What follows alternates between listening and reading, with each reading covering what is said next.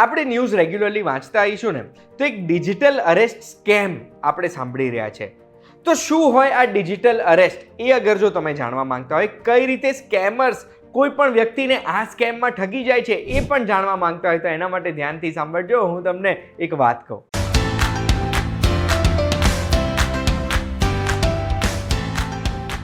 એક વાત કહું, આપનું સ્વાગત છે. મારું નામ છે ગુંજ ઠક્કર અને ડિજિટલ અરેસ્ટ સ્કેમ, આ સ્કેમમાં શું થતું હોય કે કોઈ પણ પોલીસવાળાનો ડીપી લગાડીને આપણને વોટ્સએપ પર એક કોલ આવે કે પછી એક વિડીયો કોલ આવે જેમાં એકચ્યુઅલ સેટ સાથે પાછળ પોલીસ સ્ટેશન હોય એવું દેખાય, પોલીસની વર્દીમાં બેઠેલો માણસ બેકગ્રાઉન્ડમાં સાયરનોનો અવાજ સાથે આપણને વિડીયો કોલ ઉપર જણાવે કે ભાઈ તમારું કોઈક પાર્સલ છે જેમાં ઇલીગલ વસ્તુ હતી એ પકડાઈ ગઈ છે, કાં તો તમારા કોઈક ઓળખીતો તમારો દીકરા દીકરી માતા પિતા કોઈક જણા પકડાઈ ગયા છે ખોટું કામ કરતા અને એમને છોડાવવા માટે કે તમારે બચવા માટે આટલા પૈસા અત્યારે આપશો તો કેસ રજીસ્ટર નહીં કરીએ, રફા દફા કરી દઈશું. અને એક વખત જો તમે ઝડપાઈ ગયા ને આવા કોઈ ફોનમાં તો પછી તમને ફોન મૂકવા નહીં દે, એવી ધમકીઓ આપશે કે કદાચ આપણે ફોન ચાલુ રાખીએ.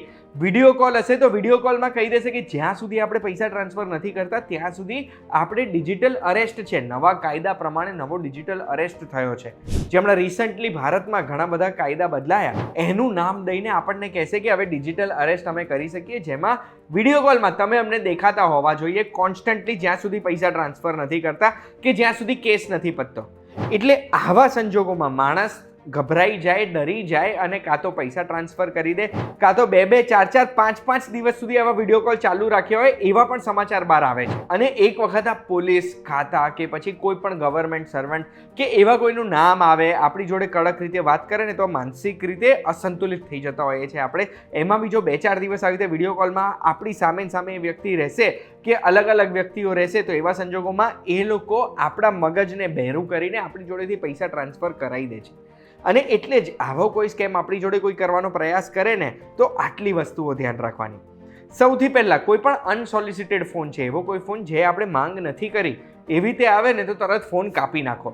માનો જ નહીં, એનો બીજો વાર આવવા દો, ત્રીજી વાર આવવા દો, આપણને વિચારવાની ક્ષમતા બચાવી રાખો આપણી કે એ આપણને ઉલ્લુ ના બનાવી શકે. અગર કોઈ સ્કેમર હશે ને આપણે આવી રીતે કાપી દીધું હશે ને તો એમણે તરત જ ડેટા શીટમાંથી બીજા નંબર પર કોલ કરવાનો હશે, આપણને કદાચ ફરી કોલ આવશે બી નહીં. બીજું, અગર આપણને લાગતું હોય કે જેન્યુઇનલી કોઈ ઓફિસરનો ફોન છે તો આપણે પૂછી લો કયા ડિપાર્ટમેન્ટથી છે, પછી ફોન નેટવર્ક ખરાબ છે એવું કહીને કાપી દો અને પછી સામે એમના ડિપાર્ટમેન્ટમાં રિંગ મારો. એ ડિપાર્ટમેન્ટમાં રિંગ મારીને એમના નામ લઈને એમની જોડે વાત કરવાનો પ્રયાસ કરો તો ખબર પડી જશે કે સ્કેમર જ છે કે સાચે ઓફિસરે જ આપણને કોલ કર્યો છે. અને બીજી વસ્તુ એ યાદ રાખવાની છે કે આપણી જોડે વિડીયો કોલ પર કે ઓડિયો કોલ ઉપર જ્યારે પૈસા માંગે કેસને રફા દફા કરવા માટે, તો એક વસ્તુ યાદ રાખવાની કે વિડીયો કોલ કે ઓડિયો કોલ આ રીતે ક્યારે કોઈ પણ વ્યક્તિ પૈસા માંગે તો ઇઝીલી રેકોર્ડ થઈ શકે એવી વસ્તુ હોય.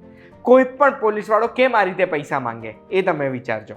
ત્રીજું, આવો અગર જો ફોન આવે ને તરત 1930માં સાયબર ક્રાઇમને કોલ કરીને જાણ કરી દેવાની કે મારી જોડે આવો કોઈ કોલ કરવાનો પ્રયાસ કર્યો છે, આ છે એ વ્યક્તિનો નંબર, જેનાથી આપણને બી ખબર પડે કે આવો કોઈ સાયબર ક્રાઇમ ચાલી રહ્યો છે કે નહીં. ચોથું, આપણે આપણા અકાઉન્ટ ફ્રીઝ કરી દેવાના. અગર જો ફોન પર આપણે એમની વાતોમાં આવીને આપણી કોઈ પર્સનલ ડિટેલ શેર કરી દીધી હોય, ઓટીપી આપી દીધો હોય કે પછી બેંક એકાઉન્ટની ડિટેલ આપી હોય, તરત જ બેંકમાં ફોન કરો અને બધા અકાઉન્ટ ફ્રીઝ કરાવી દો કે એમાંથી કોઈ પણ પૈસા નીકળી ના શકે જ્યાં સુધી આ પ્રોબ્લેમ સોલ્વ નથી થતી ત્યાં સુધી.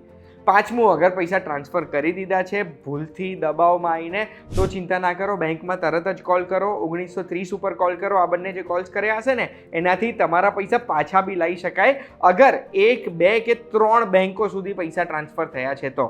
એના પછી પૈસા પાછા ના આવી શકે એટલે તરત કોલ કરજો. અને છેલ્લું, આવો કોઈ કોલ તમને આવે છે તો જેટલો ડેટા કલેક્ટ કરી શકો એ કરી દેવાનો. અગર તમને વિડીયો કોલ આવ્યો છે, વિડીયો કોલ ચાલુ છે તો બીજી કોઈ ડિવાઇસથી એ કોલને રેકોર્ડ કરી દેવાનો, જેનાથી તમારી જોડે પ્રૂફ રહે કે આવો કોઈ સ્કેમ થવાનો ટ્રાય થયો છે. અગર તમે પેમેન્ટ કર્યું છે તો ટ્રાન્ઝેક્શનની ડિટેલ્સ બધી સાચવીને રાખવાની. અગર એમણે કોઈ ડિટેલ શેર કરી છે તો એ બધું સાચવીને રાખવાનું, જેનાથી તમારા કેસમાં તમે સ્ટ્રોંગ રહી શકો. તમે જો અગર પૈસા ટ્રાન્સફર કરી દીધા છે તો તરત એક લોયર ને પણ તમારે સંપર્ક કરવો જરૂરી છે. આ વિડીયો જોયા પછી મને નથી લાગતું આવો કોઈ સ્કેમમાં તમે ફસાશો. પણ શું આવો કોઈ કોલ તમારી જોડે આવ્યો છે કે આવો કોઈ સ્કેમ કરવાનો પ્રયાસ કર્યો છે કે નહીં એ મને કમેન્ટમાં જણાવજો. મને વાંચવું ગમશે, આપણે કમેન્ટ્સમાં વાતો કરીશું. અને આવી જ માહિતી જો તમને જોવી ગમે છે તો એક વાત કહું, જોતા રહેજો. આપણે ફરી મળીશું.